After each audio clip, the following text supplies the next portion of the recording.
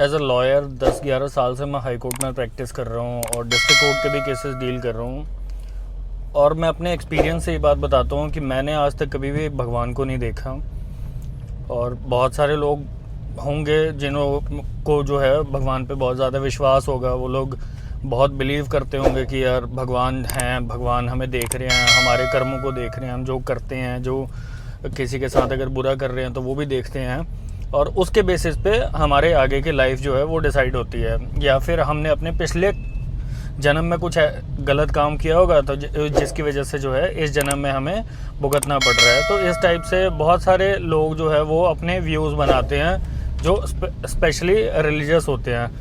मगर मैं बात बता रहा हूँ अपने एक्सपीरियंस से, 11 साल के एक्सपीरियंस से, कि भगवान जो है वो अच्छा बुरा वो तुम सोचते हो वैसा कुछ भी नहीं होता कि भगवान वैसा कुछ सोचते हैं या भगवान कुछ ऐसा बोलते हैं। इवन कि ये जो रिलीजियस वाली चीज़ है इस पे भी मैं बिलीव नहीं करता। अब होता क्या है कि यार हम लोग देखते हैं कि हमारे साथ अगर कुछ बुरा हो जाता है ना, तो जो रिलीजियस पर्सन होगा, मैं नहीं बट जो रिलीजियस पर्सन होगा वो ये कहता है कि मैंने किसी का बुरा किया होगा इसलिए भगवान ने मेरे साथ ऐसा किया है। और अगर उसके साथ कुछ अच्छा होगा तो वो कहेगा देखो भगवान ने मेरे साथ कितना अच्छा किया है। तो ऑल इन ऑल मैं सिर्फ ये कहूँगा कि अगर भगवान होते तो ना तो कहीं पे रेप हो रहा होता, कहीं मर्डर हो रहा होता, कहीं किसी की प्रॉपर्टी कोई हड़प रहा होता और सबको इंसाफ मिलता। बट इंसाफ मिलता नहीं है। इवन कि हमारे जुडिशरी में भी इंसाफ जैसी कोई चीज़ नहीं होती है। इंसाफ अगर मेरे ऊपर इस चीज़ के लिए कोई कंटेम्प्ट भी फाइल करेगा या कोई बोलेगा कि क्यों जुडिशरी में क्यों नहीं इंसाफ मिलता, तो वो इसलिए नहीं मिलता ना क्योंकि जुडिशरी में जो भी केसेस डिसाइड होते हैं वो होते हैं एविडेंस बेस्ड। मतलब अगर किसी ने किसी का मर्डर किया है और वहाँ पे एविडेंस नहीं है, कोई आई विटनेस नहीं है, कोई वेपन रिकवर नहीं हो रहा है, तो उसे सज़ा नहीं होगी क्योंकि वो वहाँ पे उसके खिलाफ कोई सबूत नहीं मिला ना, तो कोर्ट उसे बरी कर देगी। तो यहाँ पे जस्टिस कहाँ पे है? जस्टिस तो नहीं है। जस्टिस तो वो होता ना कि अगर मैंने किसी का मर्डर किया और मुझे उस मर्डर के लिए मेरे को सज़ा मिल रही है, चाहे एविडेंस है या नहीं है, तो वहाँ पे जस्टिस होता, वहाँ पे इंसाफ होता। अब ठीक है, कोर्ट जो है वो इंसाफ नहीं कर रही, वो तो एविडेंस के बेसिस पे जो है वो केसेस डिसाइड कर रही है।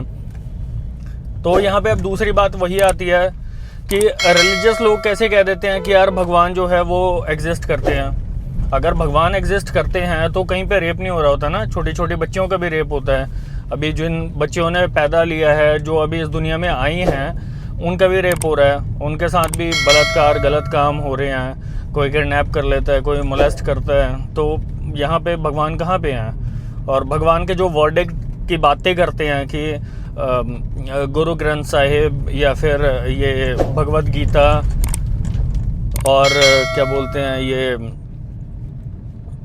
बाइबल, कुरान, ये जो है ये भगवान का लिखा हुआ है। भगवान जो बोलते हैं, सोचते हैं, वो चीज़ें इन किताबों में लिखी हुई हैं। बट क्या ये बात है लिजिट कि किसी ने भगवान को देखा है? मतलब जिन्होंने ये किताबें लिखी भी हैं वो भी ये बात कह रहे हैं कि उन्होंने भगवान को देखा है।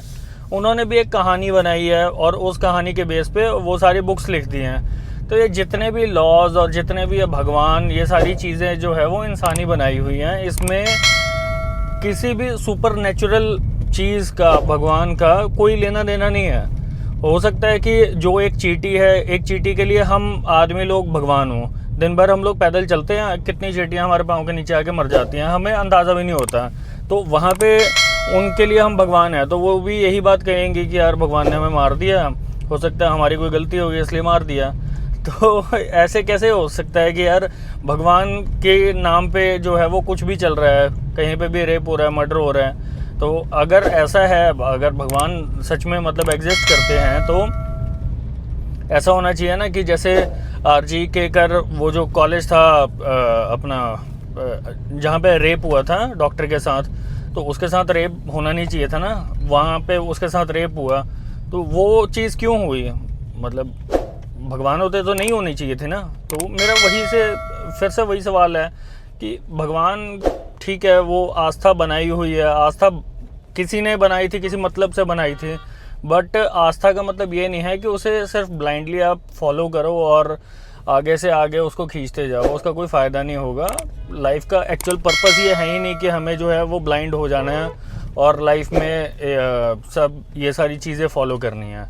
लाइफ का पर्पस बहुत ही ब्रॉड है, उन चीज़ों पे काम करना चाहिए जो एक्चुअल चीज़ें हैं, जो प्रैक्टिकल चीज़ें हैं, उन पे काम करना चाहिए। किसी किताबों में कुछ नहीं लिखा, जो सारी चीज़ें लिखी हुई हैं उसको लिंक्ड अप किया जाता है। अगर किसी का मान लो एक्सीडेंट में पाँव टूट गया तो उसको पता है क्या लोग बोलेंगे, शुक्र है पाँव टूटा है, वो तो भगवान ने तेरे को बचा लिया, नहीं तो जान भी जा सकती थी।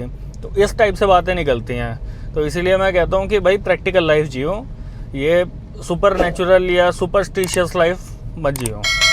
और इस प्रैक्टिस में मैंने एक और चीज़ नोटिस की कि बहुत सारे लोग जो हैं वो बहुत रिलीजियस होते हैं, कोर्ट में आते हैं, भगवान की भी बड़ी पूजा करते हैं, तो वो लोग इतने कोई साफ चरित्र के होते नहीं हैं। बहुत ही ज़्यादा उनका जो कैरेक्टर है, जो उनका बिहेवियर है, बहुत ही रूड होता है, बहुत ही गलत होता है उनके टुवर्ड्स जो भगवान को नहीं मानते। और वो लोग अपने पर्सनल इंटरेस्ट के लिए ना किसी के साथ भी कुछ भी गलत कर सकते हैं। मतलब उनका एक्सटेंट पता नहीं किस लेवल का होता है। जो जितना ही धार्मिक होगा ना वो उतना ही गलत काम कर रहा होता है। वो खुद वो किताबें नहीं पढ़ता, भागवत गीता, कुरान, बाइबल या गुरु ग्रंथ साहिब जी, मतलब ये जो किताबें हैं इनमें अच्छी चीज़ें लिखी हुई हैं कि किसी का बुरा मत करो, ये मत करो, वो मत करो।